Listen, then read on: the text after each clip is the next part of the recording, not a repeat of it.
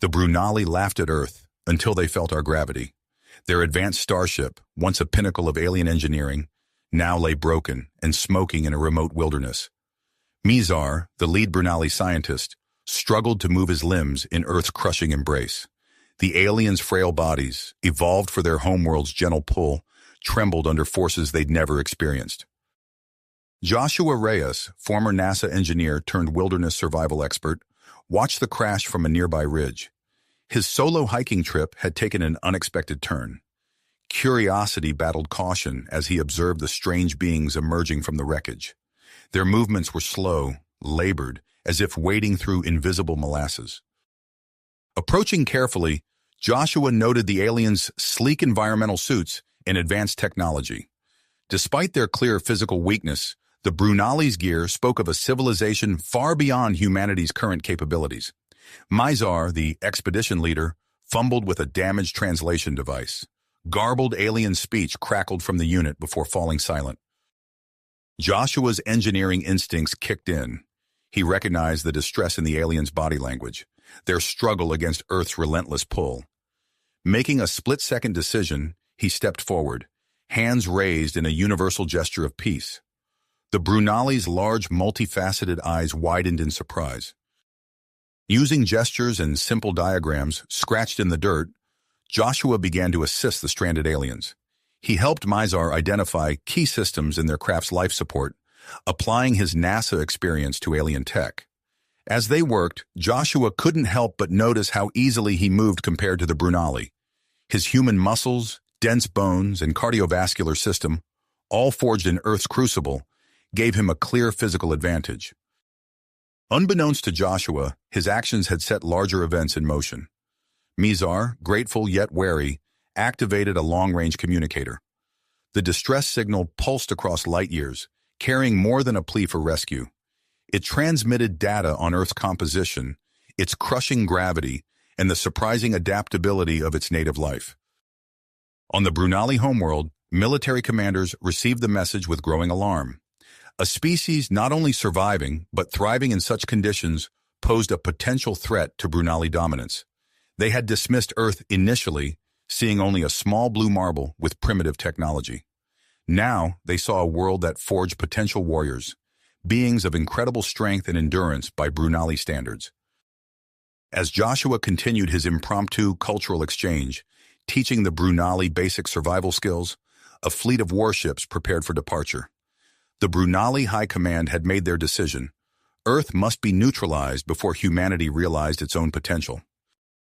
Back in the wilderness, oblivious to the approaching danger, Joshua marveled at the revelation of human capability. Tasks that left the Brunali gasping for breath, he accomplished with ease. He began to understand that what humans had always taken for granted, their ability to lift, run, jump, and endure, might be extraordinary on a galactic scale. The stage was set. Humanity's first contact balanced on a knife's edge. Earth's gravity, long seen as a constraint to our spacefaring dreams, had become our greatest asset. The question remained, would it be enough to save us from the Brunali's fear-driven aggression? Joshua's eyes widened as he watched Mizar attempt to lift a small piece of debris from their crashed ship. The Brunali scientist's arms trembled with exertion, his face contorting with effort. After several seconds, Mizar let out a defeated sigh and released the object, which couldn't have weighed more than a few pounds. "Here, let me help," Joshua offered, stepping forward. He grasped the piece of metal and lifted it effortlessly, holding it aloft with one hand. The Brunali crew stared at him, their multifaceted eyes reflecting a mix of awe and disbelief. Mizar's translator crackled to life. How are you doing that?" The alien's voice was filled with wonder. Joshua shrugged, setting the debris aside. "It's not heavy at all. This is normal for us." Inspired by their reaction, Joshua decided to demonstrate more of what humans could do. He jogged to a nearby boulder, his movements fluid and graceful compared to the Brunali's labored shuffling. With a grunt, he lifted the massive rock, his muscles straining but holding firm under the weight. The Brunali crew chittered excitedly among themselves, their alien language a cascade of clicks and whistles. Mizar approached Joshua, his movements slow and deliberate in the crushing gravity. Your species' incredible strength, Mizar's translator conveyed. We had no idea. Joshua grinned, setting down the boulder. This is just the beginning. Watch this. He sprinted towards a steep incline, his feet pounding against the earth. The Brunali gasped as Joshua scaled the rocky slope with ease, using his hands and feet to propel himself upward. At the top, he waved down at the astonished aliens before making his way back down. As Joshua continued to showcase human physical capabilities, he noticed a shift in the Brunali's demeanor. Their initial fear and wariness gave way to curiosity and respect. Mizar, in particular, seemed to be re-evaluating his perception of humans. While Joshua was busy with his impromptu demonstration, the situation beyond Earth's atmosphere was growing tense. Admiral Zorn stood on the bridge of his flagship, surveying the blue planet through a holographic display. His tentacle-like appendages twitched with anticipation. "Status report," Zorn commanded, his voice a low rumble. A subordinate officer approached, holding a data pad. "Admiral, our long-range scans confirm the gravity readings from the initial report. The planet's pull is substantial. Our simulations suggest our troops will be severely impaired if we attempt a ground invasion." Zorn's eyes narrowed. "What about the gravity suits?" The officer hesitated. "They may provide some relief, but their effectiveness is limited. We've never encountered a planet with such intense gravitational forces." As the Brunali fleet deliberated their next move, Earth's defenses were scrambling into action. In a fortified bunker deep beneath Washington, D.C., General Marcus Steele pored over satellite data and intelligence reports. "General, we've detected multiple objects entering the solar system," a young lieutenant reported, her voice tense. "They're moving faster than any known spacecraft. We believe it's the alien fleet." Steele's teeth clenched. "How long until they reach Earth?" "At their current speed, less than 48 hours, sir." The general nodded grimly. "Initiate Global Defense Protocol Alpha 9. I want every available resource directed towards developing countermeasures against these aliens." As the world's militaries mobilized, scientists and engineers worked feverishly to devise new weapons and defenses. Dr. Elena Rodriguez, a brilliant physicist, led a team analyzing the alien probes that had entered Earth's atmosphere. "The technology is unlike anything we've seen," she muttered, examining holographic schematics. "But their power systems seem to be struggling against our gravity. If we can exploit that weakness..." Meanwhile, in the wilderness, Joshua had managed to repair the Brunali's long-range communicator, using his engineering expertise and some creative improvisation. As he activated the device, he picked up fragments of emergency broadcasts. "Alien fleet approaching. All citizens advised to..." Joshua's blood ran cold as he realized the implications. He turned to Mizar, who was watching him with a mix of curiosity and concern. "Your people," Joshua said slowly. "They're coming here, aren't they? To invade?" Mizar's large eyes blinked rapidly. The alien hesitated before responding through the translator. I fear that may be true. Our military leaders are cautious about potential threats." Joshua's mind raced. He knew he had to act fast. Using the repaired communicator, he composed a coded message detailing everything he had learned about the Brunali's physiological limitations and their technological vulnerabilities. As Joshua transmitted the message, he was unaware of the special operations team making their way through the rugged terrain towards his location. Captain Sarah Chen led her squad with quiet willpower, her eyes scanning the landscape for any sign of their target or potential alien threats. "Team, maintain formation," Chen whispered into her comm. "Intel suggests the extraction point is just beyond the next ridge. Stay alert for any alien activity." Back at the crash site, Joshua continued his interactions with the Brunali crew. As they talked, he found himself fascinated by their descriptions of galactic civilization, vast empires, incredible technologies, and countless alien species. "Your world," Mizar explained, his translator struggling with complex concepts, "is on the edge of known space. We thought primitive, isolated." Joshua nodded, understanding, dawning. And now you're afraid of what we might become if we join the galactic community. Mizar's alien features contorted in what Joshua interpreted as discomfort. Some fear, others curious, your kind unique. As they conversed, Joshua noticed a growing division among the Brunali crew. Some, like Mizar, seemed to be questioning their species' aggressive stance towards Earth. Others remained wary, casting suspicious glances at Joshua. The sun began to set, casting long shadows across the crash site. Joshua knew that somewhere above them, a Brunali fleet was preparing for invasion. On the ground, Earth's military was mobilizing for a conflict unlike any in human history. And here, in this small clearing, the fate of two species hung in the balance. As darkness fell, Joshua heard a faint rustle in the underbrush. He tensed, unsure if it was Earth's rescue team or something more sinister. The Brunali, their alien senses on high alert, also turned towards the sound. In the fading light, multiple shadows emerged from the forest, their intentions yet unknown. Unknown. Joshua tensed, his muscles coiled and ready for action. The Brunali huddled closer together, their large eyes scanning the darkness. Suddenly, a figure burst from the underbrush, followed by several others. Joshua's relief at seeing human forms quickly turned to confusion as he noticed their erratic movements. Captain Sarah Chen stumbled forward, her normally graceful gait reduced to an awkward lurch. "Freeze!" she barked, her voice strained. "Identify yourselves!" Joshua raised his hand slowly. "I'm Joshua Reyes, former NASA engineer. These are, well, they're not from around here." Chen's eyes darted between Joshua and the aliens, her expression a mix of suspicion and frustration. She tapped her ear, then shook her head. "Comms are down," she growled. "All our tech is on the fritz." As if to emphasize her point, the night vision goggles perched on her helmet sparked and went dark. Chen ripped them off with a curse. "It's the ship," Joshua explained, gesturing to the crashed Brunali vessel. "Electromagnetic interference. It's playing havoc with your equipment." Chen nodded grimly, then turned to her team.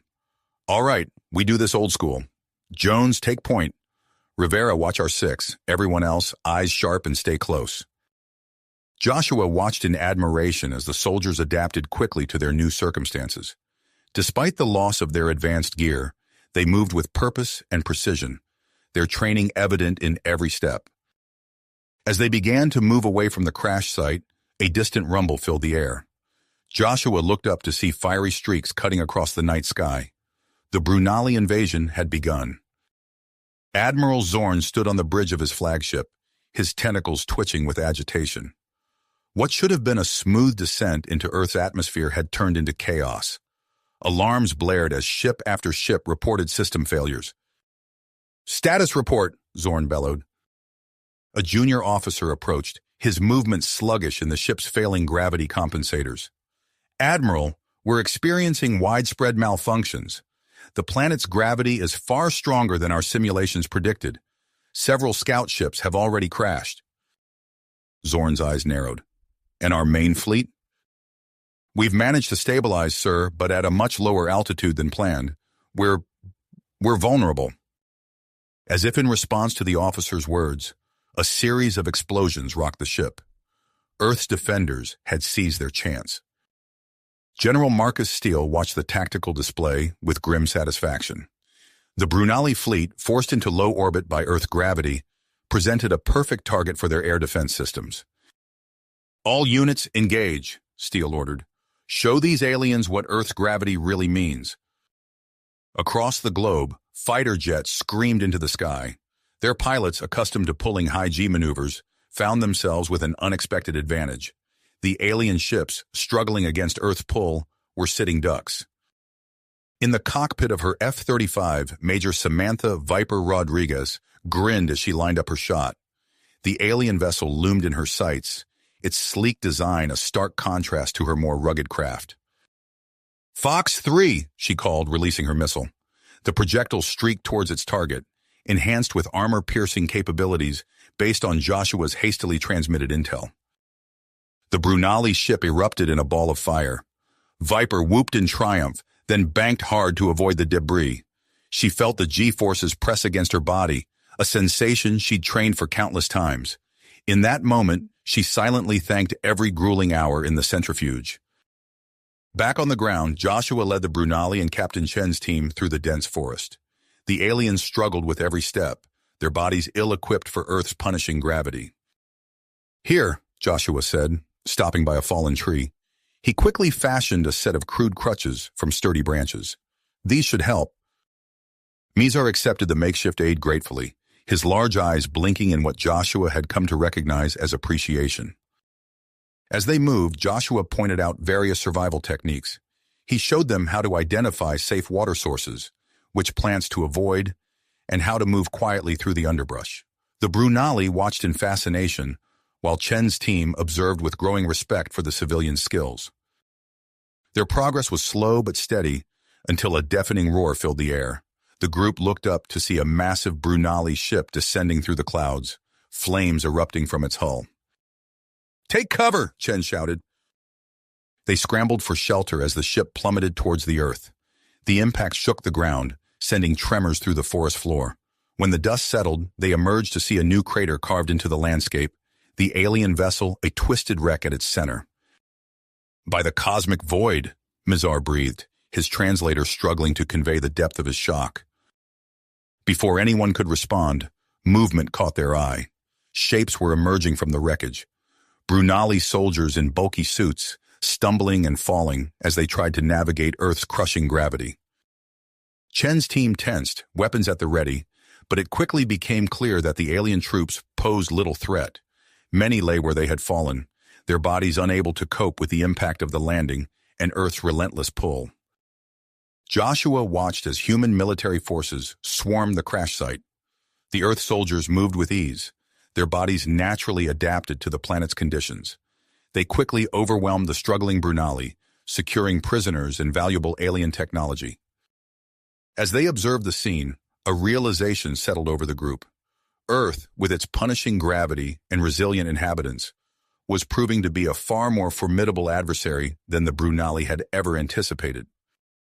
The battle raged on above and around them, but in that moment, standing between two worlds, Joshua felt a glimmer of hope. Humanity, with its hard-earned strength and adaptability, was holding its own against a technologically superior foe. The war was not nearly finished, but Earth had made it stand. Captain Chen turned to Joshua and the Brunali, her expression resolute. "We need to get you all to a secure facility. Your knowledge could be crucial to our defense." As they prepared to move out, Joshua cast one last look at the sky. Flashes of light marked ongoing battles in low orbit, while streaks of fire signaled more Brunali ships succumbing to Earth's atmosphere and gravity.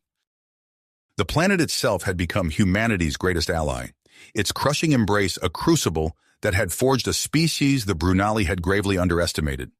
As Joshua helped Mizar navigate the rough terrain, he couldn't help but wonder how this unexpected conflict would reshape not just Earth, but the entire galaxy. Galaxy. Joshua's thoughts were interrupted by Captain Chen's urgent voice. "We've got incoming! Move! Move!" The group sprinted through the forest, dodging falling debris as more Brunali ships plummeted from the sky. They emerged from the tree line to find a military convoy waiting, engines rumbling. "Get in!" a soldier shouted, waving them towards an armored personnel carrier. As they clambered aboard, Joshua caught sight of a massive Brunali warship descending through the clouds, its hull aflame. The APC's engine roared to life and they sped away from the crash site. Inside the vehicle, Joshua found himself seated next to Dr. Emma Rodriguez, a brilliant xenobiologist who had been urgently summoned to the front lines. "Mr. Reyes," she said, extending her hand, "I've heard a lot about you. Your insights into Brunali physiology could be the key to winning this war." Joshua nodded, his mind racing with possibilities. "Their bodies simply aren't built for our gravity. If we can exploit that weakness further—" "Exactly," Dr. Rodriguez agreed, her eyes lighting up. "We're working on something big at the research facility. With your help, we might just turn the tide." The APC wound its way through back roads and hidden passages, finally arriving at a nondescript warehouse. As they disembarked, Joshua realized it was merely a facade. An elevator whisked them deep underground to a vast, high-tech facility buzzing with activity.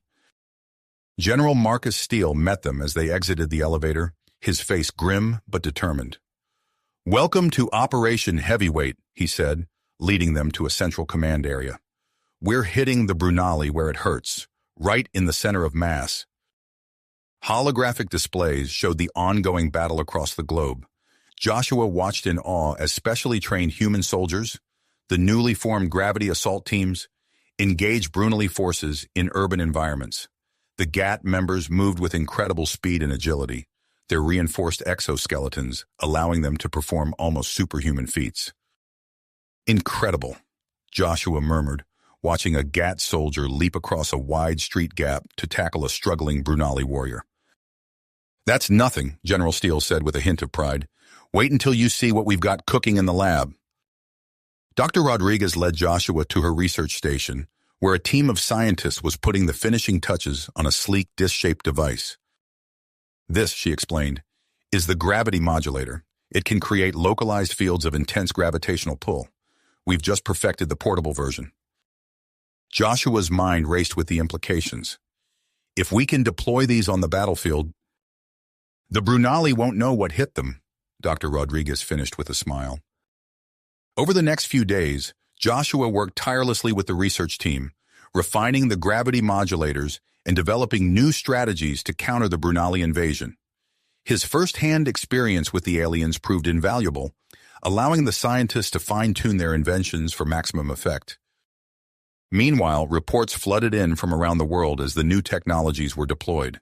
In New York, a GAT unit activated a gravity modulator in Times Square, instantly immobilizing a group of Brunali soldiers.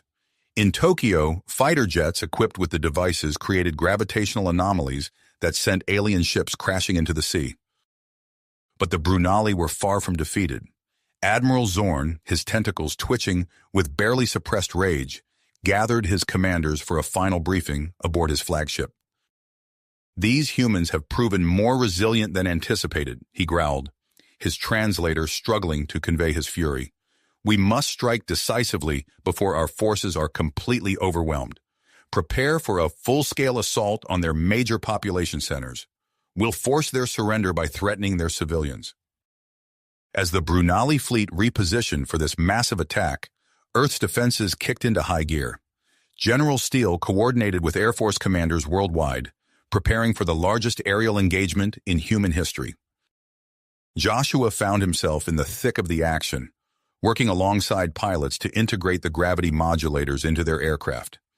As he made last-minute adjustments to a squadron of F-35s, Major Samantha Viper Rodriguez approached him. "Hey, science guy," she called with a grin. "Think these gizmos will give us the edge up there?" Joshua nodded, tightening a final bolt. "Just remember, the effect is localized. You'll need to get in close for maximum impact." Viper's eyes gleamed with excitement. "Close combat against alien ships in Earth's atmosphere? Sounds like my kind of party." As the pilots rushed to their aircraft, alarms blared throughout the base. The Brunali fleet had begun its descent, filling the skies with their sleek, otherworldly ships. General Steele's voice crackled over the comms. "All units, engage. Remember your training and trust your instincts. Show these aliens why Earth is not to be underestimated." The battle that followed was like nothing in human history. Fighter jets screamed through the skies, executing high-G maneuvers that left their Brunali counterparts floundering. The gravity modulators created pockets of intense gravitational pull, sending alien ships spiraling out of control. On the ground, GAT units engaged in fierce urban combat. Their enhanced strength and agility, combined with their natural adaptation to Earth's gravity, made them formidable opponents. Brunali soldiers, struggling in their malfunctioning gravity suits, found themselves outmatched at every turn. As the tide of battle turned in Earth's favor, a surprising development unfolded. A group of Brunali soldiers, led by an officer named Cax, approached a GAT unit with their arms raised in surrender. "We've seen the power of your world and its people," Cax explained through his translator. "We no longer wish to fight. More importantly, we have information that could help end this conflict." The intelligence provided by Cax and his fellow defectors proved invaluable. They revealed critical weaknesses in the Brunali fleet's defenses, including the location of Admiral Zorn's flagship. General Steele, seizing the opportunity, quickly formulated a daring plan. "We're going to take the fight directly to their leader," he announced to his commanders. "A joint task force will assault Admiral Zorn's ship. If we can capture him, we can end this invasion once and for all."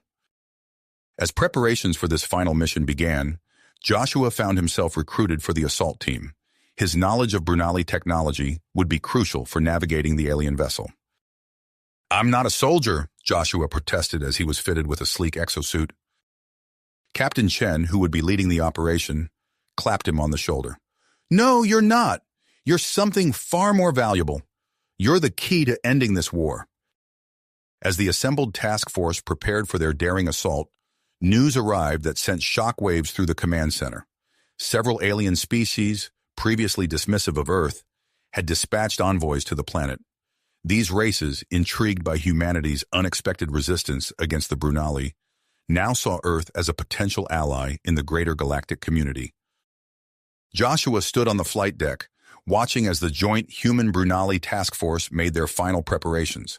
Fighter jets were being armed with the latest gravity modulators, while GAT members checked their advanced exosuits. The defected Brunali, led by Cax, looked both nervous and determined as they integrated with the human forces. As the forces of Earth prepared to launch their decisive strike against the Brunali flagship, Joshua couldn't help but marvel at how far humanity had come in such a short time. What had started as a desperate defense against an alien invasion had evolved into something much more significant. Earth was no longer just fighting for survival. It was poised to emerge as a major player on the galactic stage. The order came through and the task force began to move out.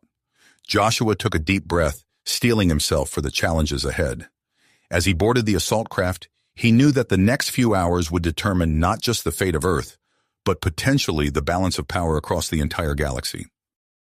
As Joshua boarded the assault craft, the gravity of the situation settled upon him.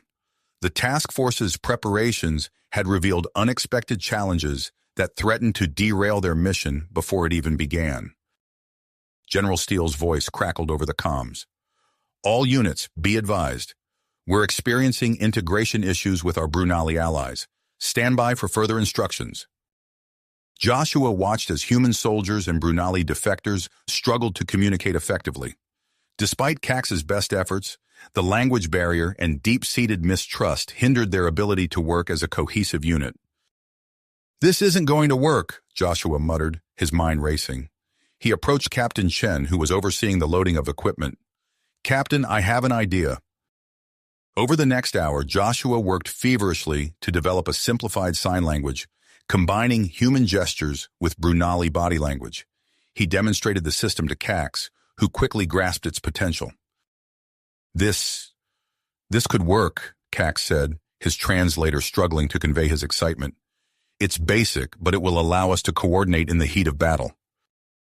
As the new communication system spread through the ranks, the atmosphere on the assault craft changed. Human and Brunali soldiers practiced the signs together, breaking down barriers that had seemed insurmountable just hours before. Meanwhile, in the research lab, Dr. Emma Rodriguez frowned at the data scrolling across her screen. "This can't be right," she muttered, running the simulation again. Joshua entered the lab, his brow furrowed with concern. "What's wrong, Emma?" "The gravity modulators," she replied, gesturing to the devices. "Extended use is causing severe power drain and overheating. If we deploy them as is, they'll be useless within minutes." Joshua's heart sank. Without the gravity modulators, their chances of success plummeted. "How long to fix it?" "I don't know if we have enough time," Emma said, her voice tight with stress. Just then, General Steele burst into the lab. "I need good news, people. We've got complications upstairs." Emma and Joshua exchanged glances before explaining the situation. Steele's face darkened with each word. "Fix it," he ordered. "Whatever it takes. We can't afford to lose our edge now." As Emma and her team worked tirelessly to dedication the issues with the gravity modulators, Joshua was summoned to the command center. There, he found a tense standoff between Earth's leaders and a group of alien envoys. The Zorn Empire offers us advanced weaponry, argued one politician, his face flushed. We'd be fools not to accept. And make ourselves beholden to another alien race? Countered another. Have we learned nothing from this invasion? Joshua observed the alien representatives, tall, willowy beings with iridescent skin. Their eyes, multifaceted like insects, darted between the arguing humans. Before a decision could be reached, alarms blared throughout the facility. A frantic officer burst into the room. Admiral Zorn has launched an attack on our space centers. Screens lit up with images of destruction as Brunali ships rained fire upon Earth's key orbital facilities. The room erupted into chaos as leaders scrambled to respond. In the midst of the confusion, Joshua's comm unit buzzed. It was Emma. We've done it, she said, her voice hoarse from exhaustion. The new modulators are stable and twice as efficient. They're being distributed to the assault team now. A plan began to form in Joshua's mind. He pushed through the crowd to General Steele, who was barking orders into a headset. General, Joshua said urgently, Zorn's attack has left their fleet exposed. If we launch now, we might catch them off guard. Steele's eyes narrowed as he considered the proposal. After a moment, he nodded sharply. Initiate Operation Gravity Well. All units prepare for immediate launch. The next hours passed in a blur of activity. Joshua found himself strapped into a modified human spacecraft, surrounded by GAT members in their specialized suits. As they broke through the atmosphere, the sight of the battle took his breath away.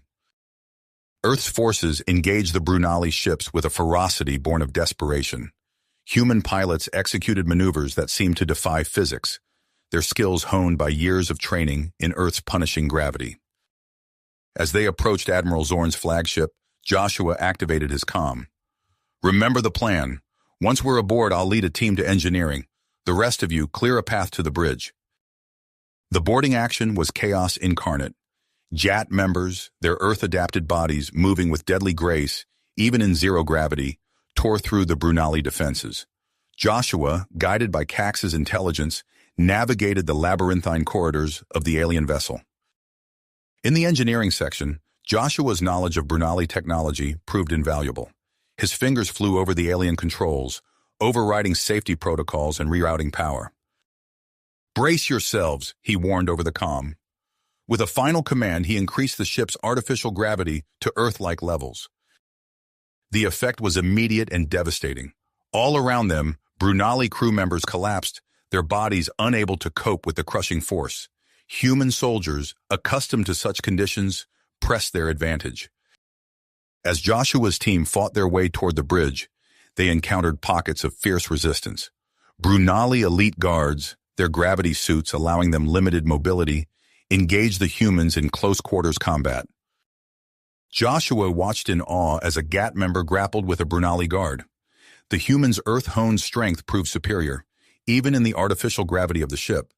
With a swift movement, the GAT soldier disarmed his opponent and incapacitated him. Finally, they reached the bridge.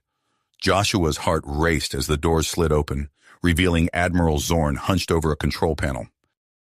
He's activating the self-destruct, Cax shouted, his translator barely keeping up with his panicked clicks and whistles. Without hesitation, Joshua and a nearby GAT member lunged forward. They collided with the Brunali leader, the force of Earth's gravity lending power to their tackle. Zorn's tentacles flailed as they wrestled him away from the controls. It's over, Admiral, Joshua said, his voice steady despite the adrenaline coursing through his veins. Your invasion has failed. As news of Zorn's capture spread, the tide of battle shifted dramatically. Brunali ships began to retreat en masse, while others signaled their surrender. Back on Earth, Joshua stood before a window in the command center, watching as the remnants of the Brunali fleet were escorted into holding patterns by Earth's victorious forces. The immediate threat had passed, but he knew the real challenges were just beginning. Behind him, Earth's leaders argued about the planet's new role in galactic politics. The gravity modulation devices, so crucial in their victory, were already raising ethical concerns about their potential peacetime applications. As Joshua pondered the uncertain future, he felt a presence beside him. It was Cax, the Brunali defector, whose courage had helped turn the tide. What happens now? Cax asked, his translator struggling to convey the complexity of his emotions. Joshua turned to face his unlikely ally, acutely aware that their interaction represented the first of many such encounters in Earth's new reality. Now, Joshua replied, choosing his words carefully, we figure out how to move forward, together. As Joshua contemplated the uncertain future with Cax, the world around them erupted into a whirlwind of activity. The United Nations convened an emergency session, gathering representatives from every nation to address Earth's newfound position in galactic affairs. The General Assembly Hall buzzed with tension as delegates argued passionately about the best course of action. Joshua, invited as an expert consultant, sat in the gallery, observing the heated debate unfold. We must seize this opportunity, declared the representative from India, her voice ringing through the chamber. Our victory over the Brunali proves we are ready to take our place among the stars. The Chinese delegate countered, his tone measured but firm. Caution is paramount. We know little of the galactic political landscape. One misstep could prove disastrous. As the arguments intensified, a new figure approached the podium. Dr. Marcus Chen, a renowned astrophysicist and xenobiologist, commanded attention with his presence alone.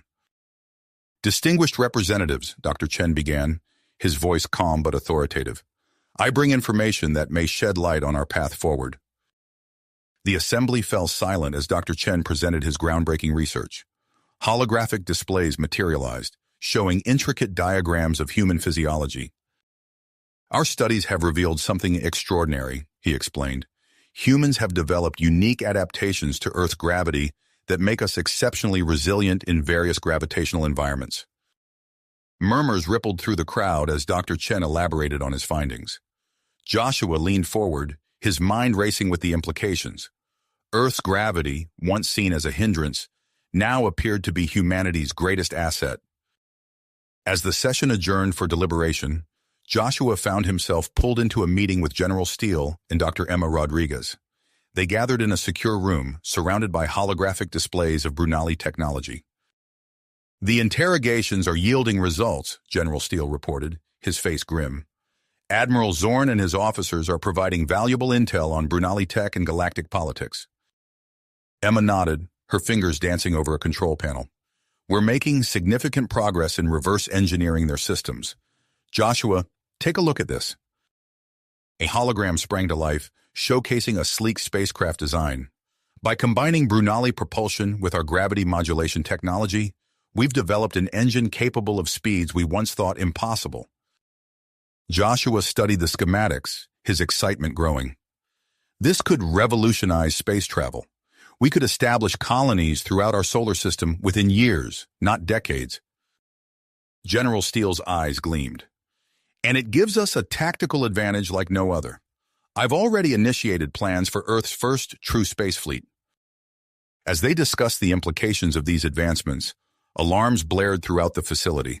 Security officers rushed past the room, their faces tense. What's happening? Joshua demanded, following them into the corridor. A young lieutenant snapped to attention. Sir, we've detected multiple unidentified vessels entering the solar system. They're on an intercept course with Earth. The command center was a hive of activity as Joshua arrived with General Steele and Emma. Tactical displays showed a cluster of sleek alien ships approaching Earth's orbit. Are they Brunali? Joshua asked, studying the unfamiliar designs. Negative, replied a communications officer. We're receiving a transmission. They identify themselves as representatives of the Zorn Empire. General Steele's eyes sharp. The ones who offered us weaponry during the invasion. What do they want? The answer came moments later as the transmission was decoded.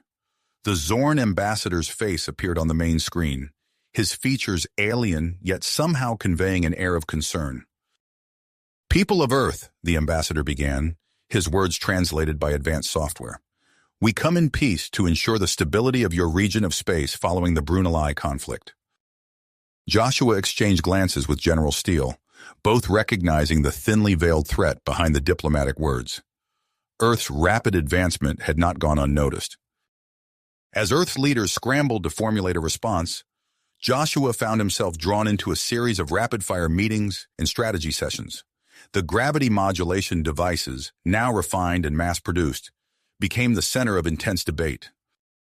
"These devices are our bargaining chip," argued a senior diplomat. "We can use them to negotiate favorable terms with other species."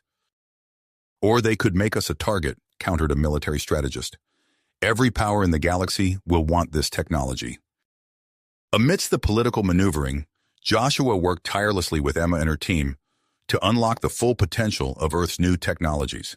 They made breakthrough after breakthrough, each discovery pushing the boundaries of what was thought possible. In a secure laboratory deep beneath the surface, Joshua stood before a prototype of the new propulsion system. The engine hummed with impossibly strong power, promising to carry humanity to the stars.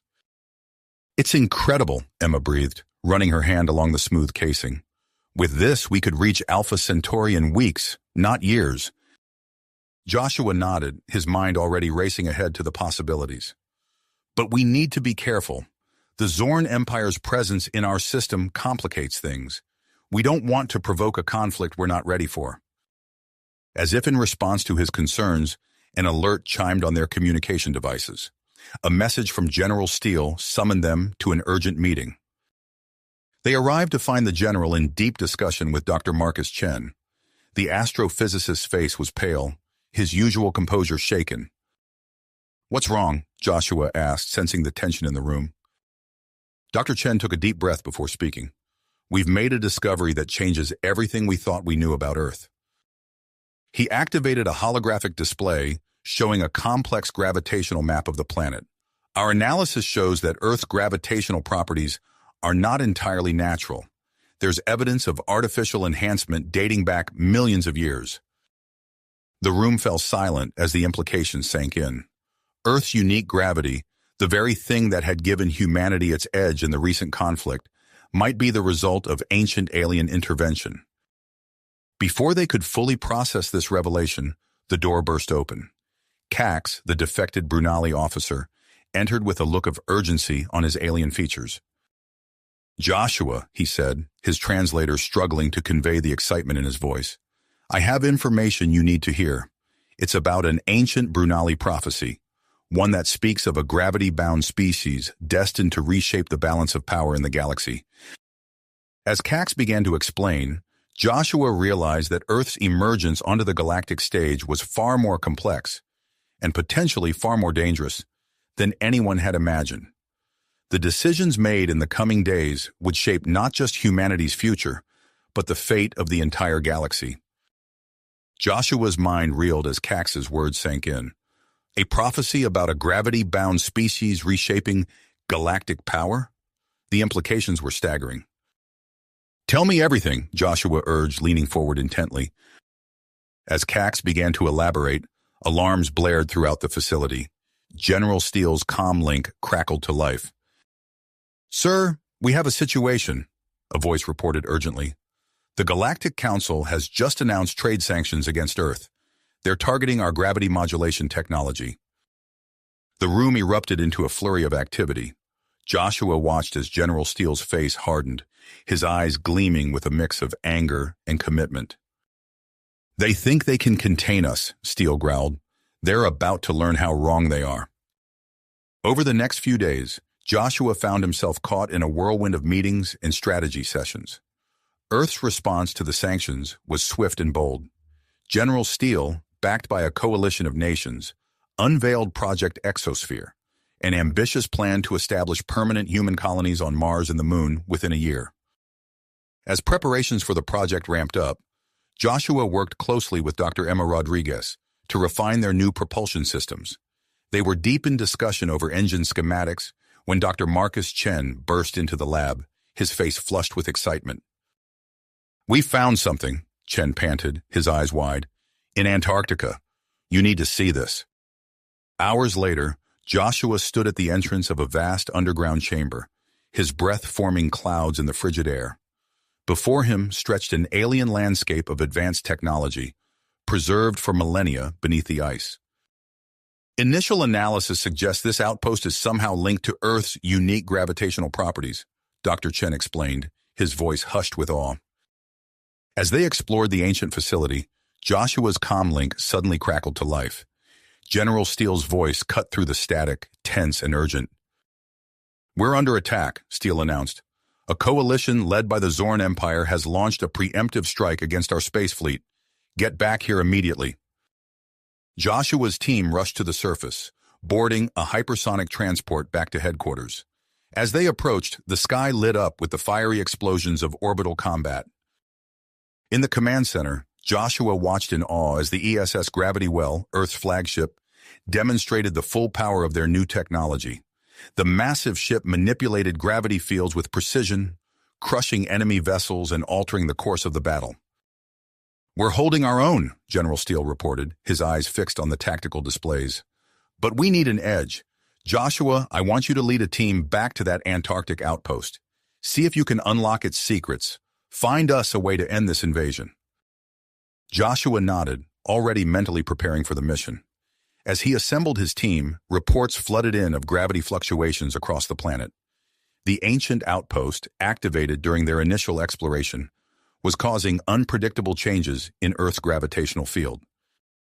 Chaos erupted as both defenders and invaders struggled to adapt to the shifting gravity. In the confusion, Admiral Zorn, the captured Brunali leader, managed to escape his high-gravity prison cell. Joshua's team raced back to Antarctica, fighting against time and the planet's unstable gravity. They reached the outpost just as news came through that Zorn had contacted the invading fleet, providing crucial information about Earth's defenses. "The alien coalition is pushing forward," Emma reported over the comm link, her voice tight with tension. "We're losing ground fast." Inside the ancient facility, Joshua and his team worked feverishly to decipher its secrets. Strange symbols pulsed with ethereal light as they activated long-dormant systems. Suddenly, the entire chamber hummed to life. A holographic display materialized, showing a real-time map of gravitational fields across the solar system. "This is incredible," Dr. Chen breathed, his fingers dancing over alien controls. "With this, we could—" His words were cut off as General Steele's voice boomed through their comm links. "We're authorizing the use of experimental gravity weapons," Steele announced. "Developed from the Antarctic technology. It's a risk, but we're out of options." Joshua watched in horror and amazement as the weapons were deployed.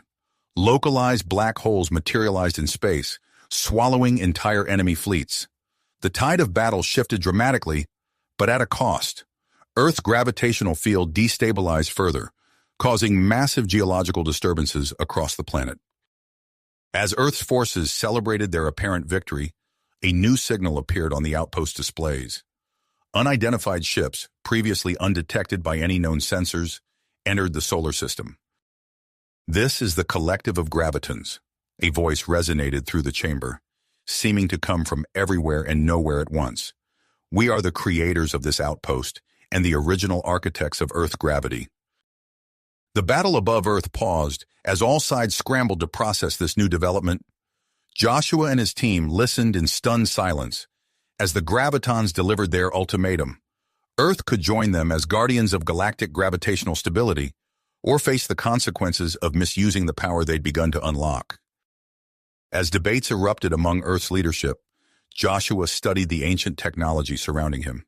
He couldn't shake the feeling that they'd stumbled into something far bigger than a simple invasion.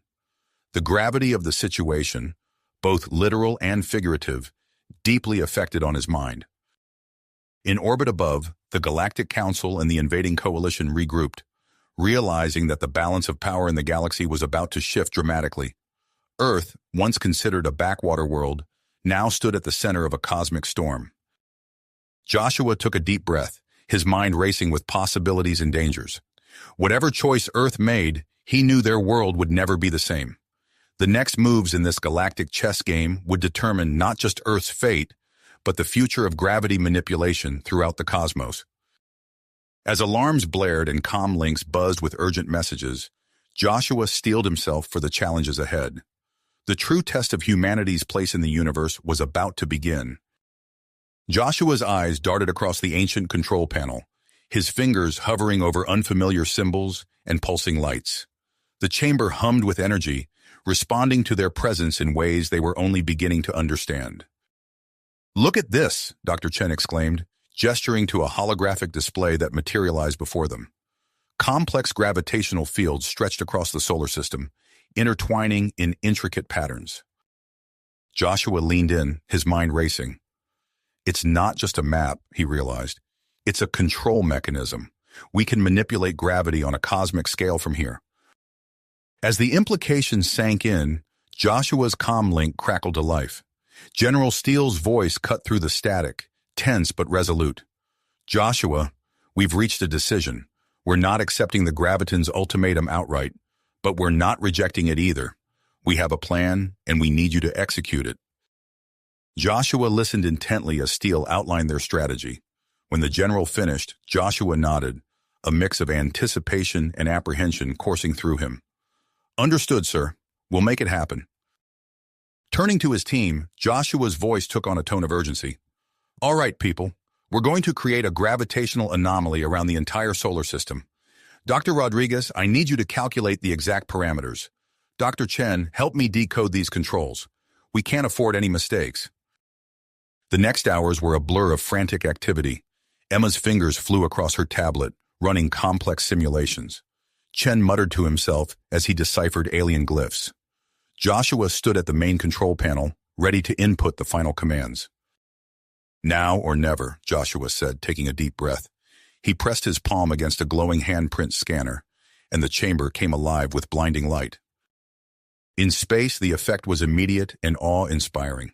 A shimmering bubble of distorted space-time expanded outward from Earth, engulfing the entire solar system in seconds.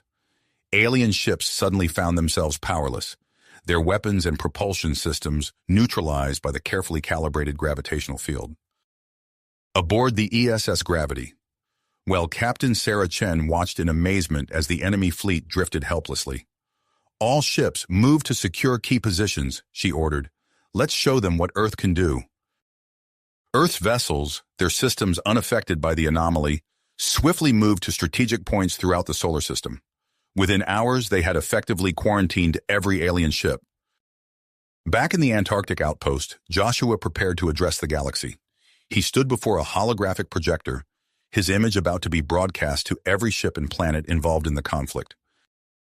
To all members of the Galactic Council, the Coalition forces, and the Gravitons, Joshua began, his voice steady despite the weight of the moment. Earth has demonstrated its mastery over gravity. We now offer a path forward that benefits all. He outlined Earth's proposal, a new interstellar organization centered on Earth, dedicated to the responsible use and regulation of gravity manipulation technology. As he spoke, data packets containing proof of Earth's capabilities were transmitted to all parties. The response was not immediate. Hours ticked by as alien leaders conferred among themselves. Joshua and his team waited anxiously, monitoring communications chatter for any hint of a reaction. Finally, a transmission came through from the Galactic Council. A stern-faced alien appeared on screen, its multiple eyes blinking in sequence. "We are intrigued by your proposal," it said carefully. "The Council agrees to mediate negotiations. We will convene on Earth in one standard galactic week." The next days were a whirlwind of activity. As Earth prepared to host representatives from across the galaxy, Joshua worked tirelessly with his team to refine their control over the gravitational anomaly. On the day of the summit, a specially constructed zero-gravity chamber orbiting Earth became the focal point of galactic attention. Aliens of all shapes and sizes floated in the spherical room, their translator devices creating a cacophony of overlapping voices.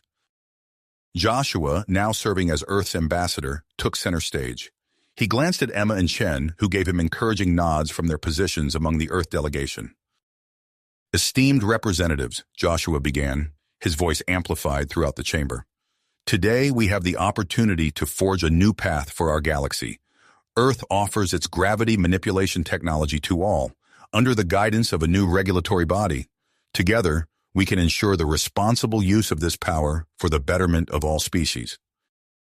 As Joshua spoke, holographic displays materialized around the chamber, showcasing the potential applications of advanced gravity control. Alien delegates murmured and gesticulated, clearly impressed by the possibilities. The negotiations that followed were intense and complex. Joshua found himself in marathon sessions, discussing technical specifications with graviton scientists one moment and debating ethical guidelines with Galactic Council members the next. Through it all, Earth's position as the gravitational center of this new galactic order was slowly cemented. The planet's unique history with gravity manipulation made it the ideal nexus for this new era of cooperation. As the summit neared its conclusion, a familiar face approached Joshua during a recess. Admiral Zorn, the former Brunali leader, looked haggard but determined.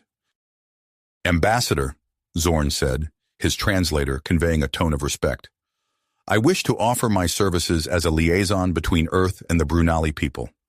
Perhaps together, we can transform our past conflict into future collaboration." Joshua studied the alien's face, seeing genuine sincerity in its expression. He extended his hand, and after a moment's hesitation, Zorn grasped it in the human gesture of agreement. As the final details of the new intergalactic gravity regulatory body were hammered out, Earth buzzed with excitement. The planet that had once been dismissed as a cosmic backwater was now poised to become the gravity hub of the galaxy. The inauguration ceremony was a spectacle unlike anything Earth had ever seen. The zero-gravity chamber was packed with representatives from hundreds of alien species, all gathered to witness the dawn of a new era. Joshua floated to the center of the chamber, surrounded by a shimmering field of holographic stars. As he prepared to deliver his speech, he caught sight of Earth through one of the chamber's viewing ports. The blue-green planet hung serenely in space, now surrounded by a diverse fleet of alien ships. Taking a deep breath, Joshua began to address the assembled delegates, his words carrying the weight of humanity's journey and the promise of a gravitationally unified future. You have reached the end of the story. If you enjoyed this story and want to support us, please leave a like and subscribe to our channel, and for every comment that says 88, I will heart every single one of them. Thank you for your time.